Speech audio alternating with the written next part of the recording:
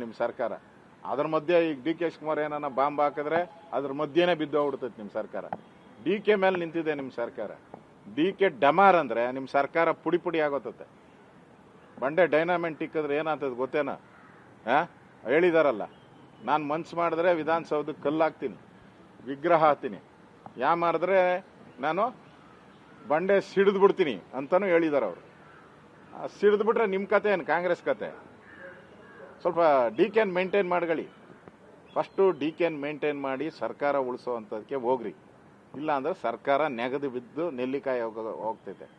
ಆ ನೆಗದು ಬೀಳಕ್ಕೆ ಮುಂಚೆ D ಕೆನ maintenance ಮಾಡಿ ಅವ್ರಿಗೇನು ಸಮಾಧಾನ ಮಾಡಬೇಕು ಮಾಡಿ. ನೀವಂತೂ ಕೊಡದ ಥರ ಕಾಣಿಸಲ್ಲ.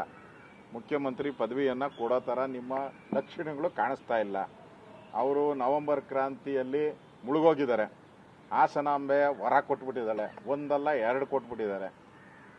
2 ವರ 2 ಹೂವು ಎಲ್ಲ ಕೊಟ್ಟ ಮೇಲೂ ಕೂಡ ನೀವೇನಾದರೂ ಡಿ ಕೆಗೆ ಅವಮಾನ ಮಾಡಿದ್ರೆ ಡಿ ಕೆ ಸಿಡಿಯೋದಂತೂ ಗ್ಯಾರಂಟಿ.